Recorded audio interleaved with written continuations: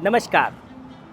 हर सफलता के पीछे एक संघर्ष होता है और हर संघर्ष के पीछे छुपा होता है एक अटूट आत्मविश्वास, और वो विश्वास मिलता है निरंतर प्रयास से। प्रयास करते हुए आप किसी भी मुकाम को हासिल कर सकते हैं। आज 5 साल के बाद हम पुनः उसी एक्सप्रेसवे पर पहुंचे हैं जहां आज से 5 साल पहले ना कोई गाड़ी थी और ना ही कोई मकान था, ना ही कोई ज़मीन इस तरह से थी जिसके ऊपर इतनी बड़ी सुविधाएं बनी हों। हम बात कर रहे हैं बॉम्बे एक्सप्रेसवे पर नवगांव लोकेशन की, जहां पर आज से 5 वर्ष पूर्व हमने रामरतन ग्रुप के चेयरमैन श्री विजय रामरतन जी का एक इंटरव्यू किया था। आज हम उसी लोकेशन पर फिर पहुंचे हैं रामरतन परिवार के उन मुख्य स्तंभ के साथ, जिन्होंने न केवल इस सपने को देखा कि एक शहर को ढूंढा नवगांव को, बल्कि के उसे इस तरीके से विकसित किया कि आज वो पूरे विश्व के मानचित्र पर अपना विशेष स्थान बना चुका है। तो आइए हम बात करते हैं रामरतन परिवार के साथ। सर्वप्रथम हम बात करेंगे श्री मनोज भड़ाना जी से।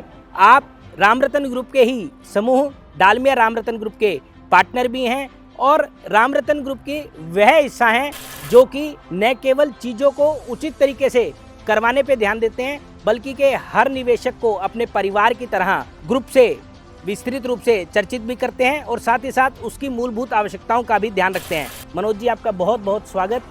जी तुषार जी, नमस्कार। नमस्कार। साथ ही हमारे साथ हैं ग्रुप की global sales director Twinkle Arora ji. Twinkle ji, आपका भी बहुत बहुत स्वागत है।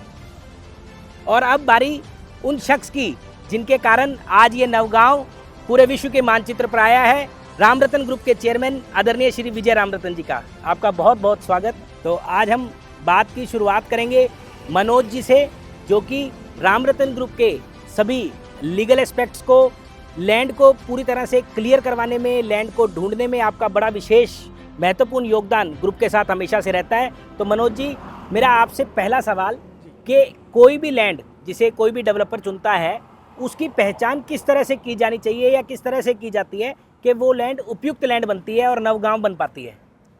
तुषार जी, ऐसा है कि ज़मीन के अंदर पहली जो प्राथमिकता है वो लोकेशन के ऊपर होती है कि ज़मीन किस लोकेशन के ऊपर है। दूसरी, अगर उसमें आप अच्छाई पूछोगे तो फिर मैं बोलूँगा कि लोकेशन। तीसरी बार पूछोगे तो फिर मैं बोलूँगा लोकेशन। क्योंकि नवगांव जो है एक दिल्ली मुंबई जो ग्रोथ कॉरिडोर है, इसके 85वें इंटरचेंज के ऊपर ये नवगांव जो है स्टेशन आता है। और जब हमें ये पता लगा, जब ये दिल्ली मुंबई एक्सप्रेस हाईवे की पूरी डीपीआर हमने कुछ एनएचआई के सीनियर्स से मिलकर जब समझा, इसको देखा, तो हमें समझ में आया कि भी नवगांव जो है वो दिल्ली एनसीआर के एरिया के अंदर ही आता है। और नवगांव की खूबसूरती है कि नवगांव चारों तरफ से पहाड़ियों से घिरा हुआ अरावली का व्यू है। यहाँ का आबो हवा, यहाँ की पानी, यहाँ की कनेक्टिविटी, यहाँ का इंफ्रास्ट्रक्चर, यहाँ के लोग, यहाँ की सनातन धर्म से जो जुड़े हुए लोग हैं, ये संतों की भूमि रही है, इसका एक अपना इतिहास रहा है।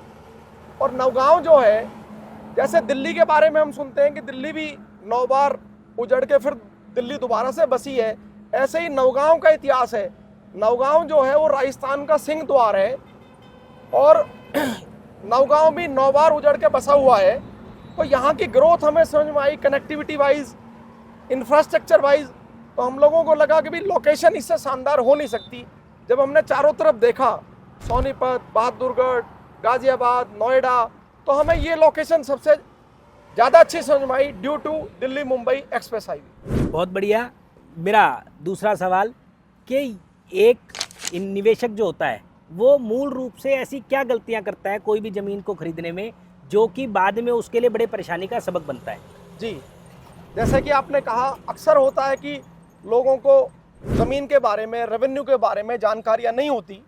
जी, हम लोगों का मूल क्या है कि भाई ज़मीन की जमाबंदी, ज़मीन की जो किसान से पुरानी 30 साल का जो रिकॉर्ड चला रहा है, ज़मीन की मुटेशंस।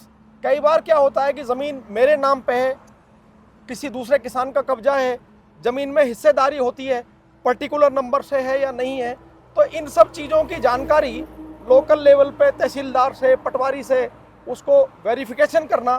तो हम लोगों की, क्योंकि लैंड एक्विजिशन का और ज़मीनों की काम के अंदर हमारी जो विरासत चली आ रही है, तो हमें जो भी छोटा मोटा तजुर्बा है उसके हिसाब से हम लोग पटवारी से, तहसीलदार से, एसडीएम से उसको वेरीफाई करते हैं और फिर ऑन ग्राउंड पे जाके गांव के लोकल सरपंच से, लोकल लोगों से वो जानकारी के आधार पर ही हम ले सकते हैं।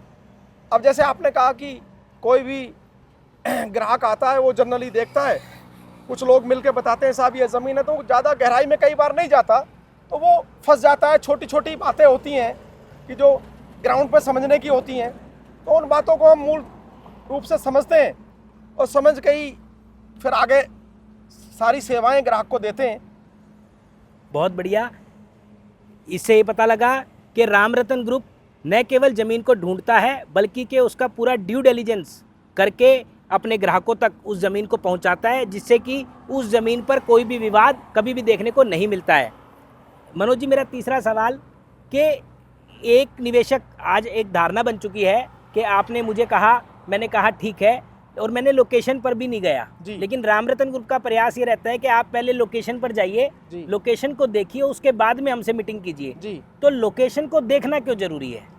सर ऐसा है, आज कोई छोटी से छोटी भी आप कोई चीज़ खरीदते हो तो हमारा मन ये होता है, हमें तो लोकेशन के बारे में सारी जानकारी है, अवेयरनेस है, हम लोगों की तो ड्यू डिलिजेंस के बाद ही हम आगे किसी ग्राहक को कहते हैं कि भाई ये ज़मीन आप खरीदिए। लेकिन हम चाहते हैं कि ग्राहक की भी अपनी मन की तसल्ली हो, वो वहाँ जाके लोकेशन भी सर्च करे, ज़मीन के बारे में भी पता करे, तो उसमें हमारी अपनी टीम पूरी उनकी मदद करती है। इसलिए हम चाहते हैं कि पहले आप लोकेशन देखो, लोकेशन देखने के बाद आप हमसे फार्म खरीदो, ज़मीन खरीदो। इसलिए हमारी अपनी तसल्ली रहती है कि आपको सब चीज़ दिखा के, समझा के फिर कोई चीज़ को आगे बढ़ाएं, क्योंकि हम तो अपने बारे में जानते ही हैं। हमारी तो अपनी एक लीग ऐसी है कि हम तो पिछले 40-45 सालों से ज़मीन के ऊपर जो ड्यू डिलिजेंस हम कर देंगे, वो ड्यू डिलिजेंस ही एसडीएम साहब और तहसीलदार साहब करते हैं। तो इसीलिए हम चाहते हैं ग्राहक की भी तसल्ली हो और वो अपने बारे में पूरी चीज़ों को देखें। बहुत बढ़िया। तो इसलिए ये बात बहुत बढ़िया है और बहुत आवश्यक भी है कि यदि हम कोई भी ज़मीन के लिए जाते हैं, उसको खरीदते हैं, तो उसे एक बंद कमरे में बैठ करके ना खरीदें, बल्कि कि उस ज़मीन पर एक बार जरूर जाएं। और राम रतन ग्रुप की पूरी टीम जैसे ही कोई नवगांव जाता है तो उसे साइट विजिट करवाने के लिए तत्पर रहती है। मनोज जी, मेरा अगला सवाल, बॉम्बे एक्सप्रेसवे आपने चुना 5 साल पहले, जब तक कि बॉम्बे एक्सप्रेसवे आज देख सकते हैं हम कि एक मिनट में 100 गाड़ियां यहाँ से सफ़र कर रही हैं, उस समय तक इस पर एक गाड़ी भी नहीं आती थी और बल्कि कि ये सड़कें भी नहीं बनी थी। कैसे तो ये आपके दिमाग में बॉम्बे एक्सप्रेसवे आया, और आगामी 5 साल में आप इस बॉम्बे एक्सप्रेसवे को किस प्रकार से विकसित देखते हैं? जी, जैसा कि मैंने पहले भी कहा है कि जब हम दिल्ली मुंबई की जो हमें कुछ NHI के सीनियर से ये जानकारी में लगा कि भाई दिल्ली से मुंबई का एक ग्रोथ कॉरिडोर बन रहा है और 1250 किलोमीटर का अभी ये 8 लेन एक्सप्रेस हाईवे बना हुआ है। इन फ्यूचर में इसके ऊपर हमारे गडकरी साहब ने, माननीय प्रधानमंत्री साहब ने भी, क्योंकि सारे बड़े शहर दिल्ली से निकलने के बाद अलवर, दौसा, कोटा, रतलाम, गुजरात, वडोदरा तक, दिल्ली से वडोदरा तक की जर्नी 850 किलोमीटर की है। और तमाम स्मार्ट शहर, नए नए हवाई अड्डे, नए नए शहर इस हाईवे पे बसाए जाने हैं। जैसे कि हमारी भारत सरकार की जो योजनाएं हैं, ये जो कॉरिडोर है ये एक ग्रोथ कॉरिडोर है। इसके ऊपर हर 60-70 किलोमीटर के ऊपर, जैसे कि इस पॉइंट पे हम खड़े हुए हैं, ये 63 वाला किलोमीटर है, यहाँ पे तमाम वे साइड एमिनिटीज़ बनी हुई हैं, लॉजिस्टिक पार्क यहाँ पर है, होटल मोटेल्स यहाँ पर है, पेट्रोल पंप्स यहाँ पर हैं। एवरी 90-100 किलोमीटर के ऊपर ये ऐसी वे साइड एमिनिटीज़ बनी हुई हैं। और हर इंटरचेंज पे 0 किलोमीटर से हम शुरू होते हैं, फिर 20 पे, फिर 34 पे, 63 पे, 66 पे फिरोजपुर झिरका का इंटरचेंज आता है। 85 जो इंटरचेंज है, जो नवगांव के लिए प्रस्तावित है, इसके लिए भी कई बार भ्रांतियाँ लोगों के दिमाग में रहती हैं कि भाई 85 का इंटरचेंज होगा, नहीं होगा, क्या होगा। तो इसके बारे में मैं इतना ही बताना चाहूँगा कि 85 का जो इंटरचेंज का नोटिफिकेशन है वो भारत सरकार ने कर रखा है। उसको थोड़ी देरी लग रही है क्योंकि नीचे की जो स्टेट हाईवे रोड है उसकी अभी लैंड एक्वायर नहीं हुई है। 85 के इंटरचेंज का सारा नोटिफिकेशन, उसके सारे डॉक्यूमेंट्स गवर्नमेंट ऑफ इंडिया ने, NHI ने बनाए हुए हैं। उन्हीं के आधार पर उनकी पुष्टि करके लोकल लेवल पे तभी हम लोगों ने इस इंटरचेंज के बारे में पहले भी बोला है कि ये इंटरचेंज 100% आना है, क्योंकि इसी इंटरचेंज से यहाँ की सारी ग्रोथ होनी है। जो रिको का एरिया भी है उसकी भी ग्रोथ होनी है, जो ओवरऑल ज़मीनों पे यहाँ डेवलपमेंट होनी है वो भी होनी है। और दिल्ली से मुंबई का जो ये सफ़र है, मुंबई एक फाइनेंशियल कैपिटल नगरी है और दिल्ली एक पावर हब की नगरी है। इन दोनों बड़े मेट्रो शहरों को कनेक्ट कर दिया गया है। और मैं ये कहता हूँ कि हिंदुस्तान के अंदर ग्रोथ तो हर शहर में हो रही है, हर सिटी में हो रही है, लेकिन जो growth Delhi Mumbai express highway पे हो रही है और जो आपने कहा आगामी 5 सालों के में होने जाएगी, यहाँ पे नए शहर बनेंगे, नए हवाई अड्डे बनेंगे।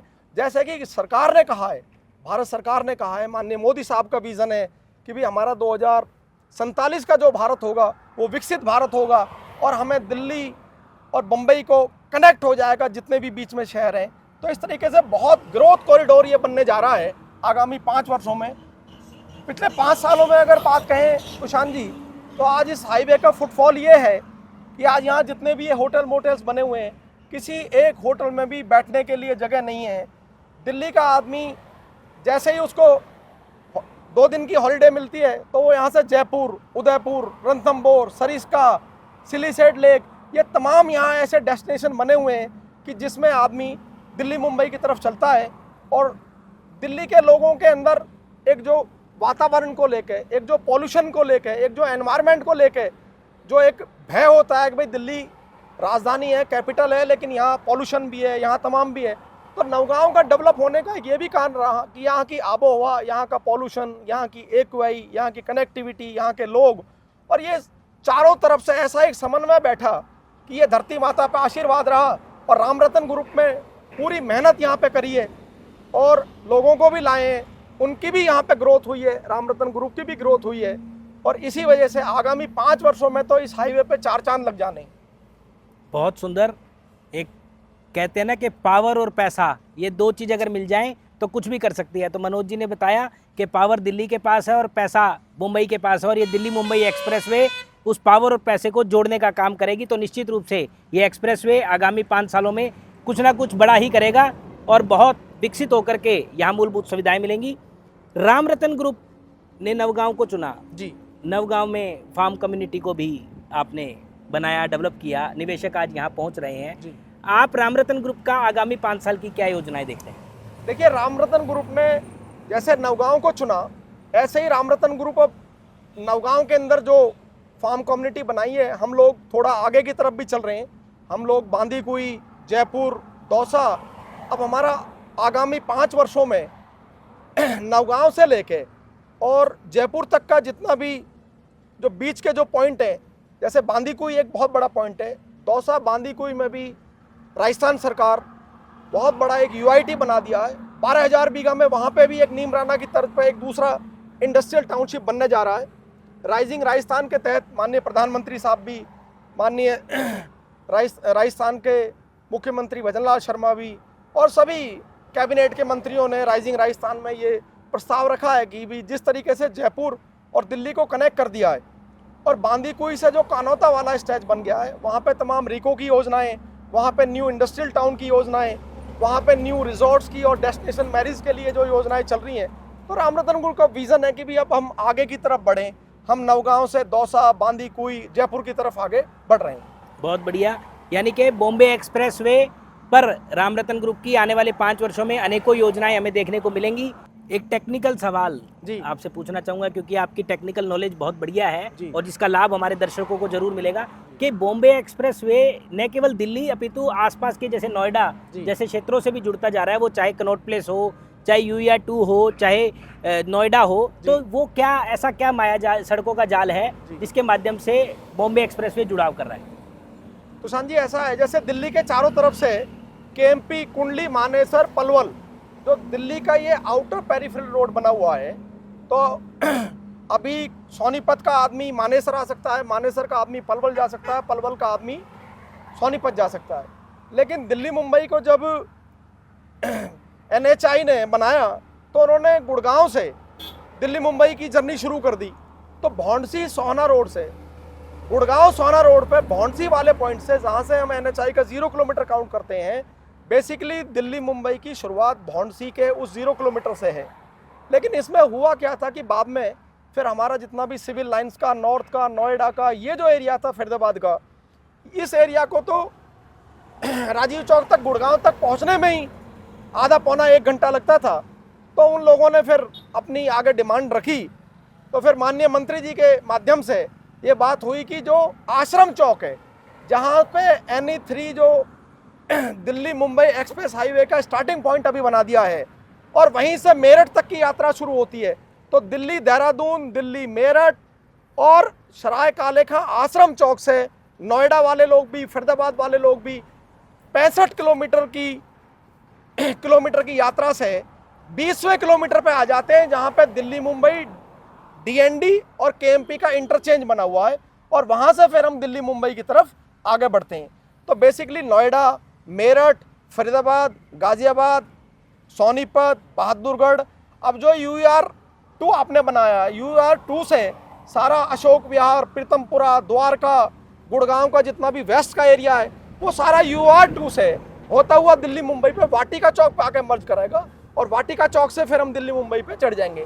तो एक तरीके से देखा जाए तो सोनीपत से लेकर सोनीपत, मेरठ, नोएडा और इधर फरीदाबाद, और उधर सोनीपत से बहादुरगढ़, झज्जरगढ़ होते हुए पूरा जो दिल्ली NCR का एरिया है, उसका जो सेंटर हब बना दिया है, वो दिल्ली के राजघाट से ही आप जो है दिल्ली मुंबई पे चल सकते हैं। तो आने वाले समय में जितनी देर में गुड़गांव का आदमी दिल्ली मुंबई पे पहुंचेगा, उतनी देर में सिविल लाइंस का आदमी पहुंचेगा, उतनी देर में नोएडा का आदमी पहुंचेगा, उतनी देर में फरीदाबाद का पहुंचेगा। क्योंकि इस दिल्ली मुंबई को चारों तरफ से KMP से भी, और मेन आश्रम जहाँ पे मेन हब बन रहा है, जहाँ से कि सारी रैपिड मेट्रोज, सारी जो मेरठ के लिए भी NCR में जो ट्रेन चली हैं, जो अलवर के लिए चलने जा रही है, जो पानीपत और करनाल के लिए सेंक्शन है, उस हब से, उस पॉइंट से इस दिल्ली मुंबई को कनेक्ट कर दिया गया। बहुत बढ़िया, बहुत बहुत धन्यवाद जी मनोज जी। जी नमस्कार जी।